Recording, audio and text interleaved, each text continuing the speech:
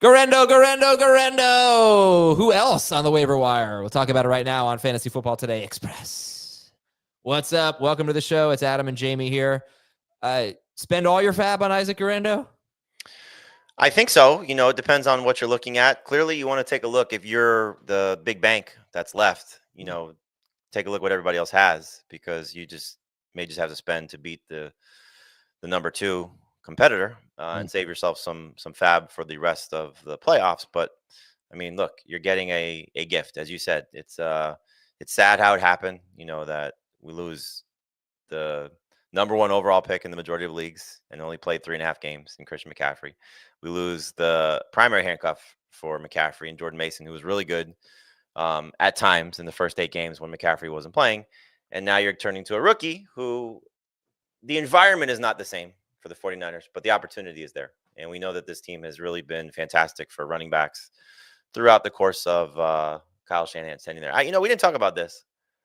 I wonder if I guess they would have had to designate him. Elijah Mitchell could have returned. Yeah. They would have had to have designated him to return, I think. Okay. So I'm just a little distracted because I wanted to bring up the curse of the number one pick. Yeah. Okay. And the man curse. Well, this is even worse. I mean, 2017, David Johnson missed 15 games. 2018, Todd Gurley missed 2 games. He was RB3. 2019, Saquon Barkley was RB10. 2020, Christian McCaffrey, RB54. 2021, Christian McCaffrey, RB39. 2022, Jonathan Taylor, RB31. 2023 was Justin Jefferson. What did he miss? 6 games. 2024, Christian McCaffrey. Don't pick first. Just don't do it. I was thinking about this, like who's the number one overall pick? And I think it's Bijan right now. No, then if you have Bijan in a dynasty league, sell him because he's going to be the number one pick. Can you think of somebody else who belongs there, like Chase? No. I suppose there's a scenario where like Jefferson gets I don't know. No, it's going to be McCarthy. Like, all right. Yeah, right. Exactly. Nico, I don't. No, Chase is the receiver. Chase is probably the receiver. No, especially if Higgins is gone. You know how people are. I mean, if Higgins is gone, forget. Yeah, if Higgins is gone, then might be Chase. But you know how people are. It's going to be a great running back year, so we're going to take a running back first. Well, I mean, Bijan's been amazing the last 6 weeks, and his age is great. They'll tweak this team to whatever degree they have to. Whether it's still Cousins, but that's probably the biggest concern. True. I was thinking about this just because of Achane. Like, is he in the conversation for number one overall? Because he's just been so good. It really was. I brought this up. Somebody asked me about where Bucky Irving is, and I'm like, no, he's not in the first round yet, but he may put himself there. So all right, let's get back to the waiver wire. Great conversation. Back to the waiver wire here. All right, so who are the other players to get if you can't get Guerendo? So at quarterback, we're looking at, Caleb Williams is close enough to the range. Jameis Winston's coming off, 3rd game in his last 5 with 26 or more fantasy points. Hopefully he does better against Pittsburgh. Not an easy matchup, but you have to buy into the volume. And Will Levis, the schedule is great. Just coming up, starting with 2 games. He has 2 games against Jacksonville in his next 4. So if you want to trust Will Levis, who's got 20 or more fantasy points in 3 of his last 4 games, not a bad option there. But Caleb Williams, back-to-back games with over 30 fantasy points, and now Thomas Brown is definitely calling plays as he is the interim head coach on top of the offense coordinator. At running back, Guerendo, to me, is the number one guy to go get. I'm still going to go try and get Kimani Vidal. We had the waiver wire show last week where it was unsure about J.K. Dobbins' status, and now he's on IR. So Vidal was not added in as many leagues as he probably would have been. Gus Edwards was added in a lot of leagues. He's up to 83% rostered. Edwards is not good. And so hopefully Vidal gets an opportunity for some more touches and playing time.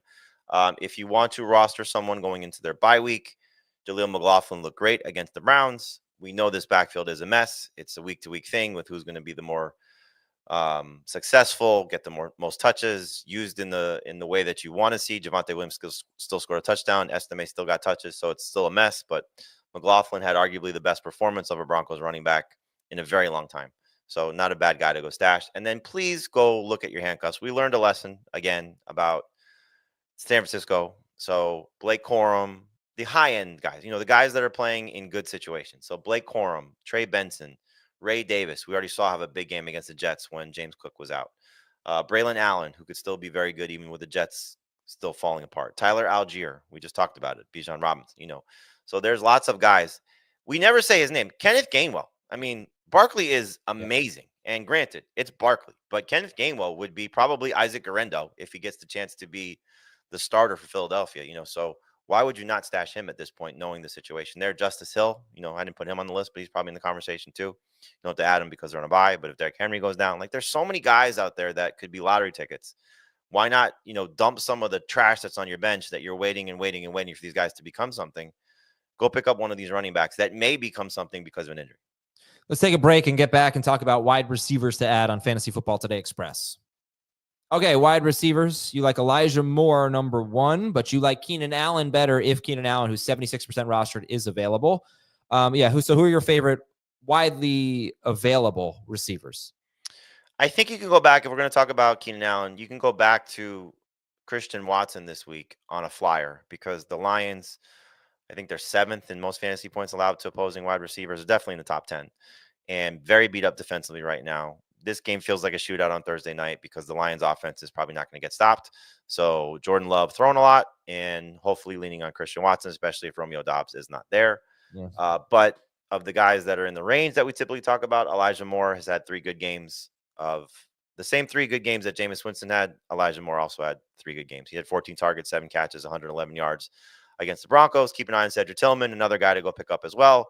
If he's out once again, then Elijah Moore's stock continues to rise. Nick Westbrook-Akine has scored a touchdown in 7 of 8 games, 10 touchdowns on the season, actually 8 touchdowns in the 8-game stretch where he's been finding the end zone. But the nice thing is he has 19 targets in his last 3 games since Will Levis has come back, and has a great schedule coming up, starting with Jacksonville in Week 14. And then you have Adam Thielen coming off his huge game against Tampa Bay. It is the Tampa Bay bump. Just keep that in mind. But tough matchup against Philadelphia. Then it gets a little bit better against Dallas and Arizona, I think. So not the easiest of schedules, but it does get Tampa Bay again in Week 17. Keep that in mind. So not a bad pickup and stash to see what happens, but I do like Westbrook-Akine's schedule slightly better than Adam Thielen's moving forward. Yeah, I mean, it's crazy how good the Titans are set up here. And one other thing about Westbrook-Akine that I brought up last week, he leads them in red zone targets. He leads them in end zone targets. He's caught a lot of touchdowns, but they're not, some of them are, but most of them are not deep touchdowns for Nick Westbrook-Akine. He is, for what this, you never know if it's going to stick, but he has been the end zone guy for Will Levis. Well, you look at the structure of this offense. He's the fastest receiver that they have of the 3 that they're playing. He's faster than Ridley. He's faster than Tyler Boyd. And so speed matters for a guy that wants to challenge down the field on occasion, like Will Levis has been doing. And so that's why you're seeing, big plays. We're seeing end zone opportunities. He just finds a way to get open. I'd love to see him get, 8+ targets consistently. All right. And who are we looking at tight end? Pick a Dallas tight end. I hope it's Jake Ferguson, but Schoonmaker, look, he should have had a good game against the Giants. He had 5 catches for 33 yards on the first 2 drives, and then nothing the rest of the game. Nothing. So we saw what he did 2 games ago. We saw what he did in the game where Ferguson got hurt. 10 targets against the Texans in that game 3 weeks ago. So they are using him in a similar fashion that they're using Jake Ferguson. He's not as good a player as Ferguson, so just keep that in mind. But great matchup against the Bengals. So just circle the Cowboys tight ends. Hopefully it's Ferguson. Hopefully he doesn't miss 2 consecutive games with a concussion. After him, Will Dissly. You have the Ladd McConkey injury that's lingering, so keep an eye on that. And Dissly, disappointing game last week against Atlanta, but had been good. 8 or more PPR points in 5 of his previous 6 games. And then Pat Freiermuth. Look, Calvin Austin's in the concussion protocol. We'll see if he's able to play. Freiermuth had a huge game against the Bengals. No surprise, it's the Bengals, but he also had 4 for 59 against the Browns. You'll take that with all the tight ends who are on a bye this week. And if you're desperate, you can look at Grant Calcaterra, Yep. who faces a team that gives up the most fantasy points to tight ends. Unfortunately, it feels like another game where their Eagles are going to throw 20 passes.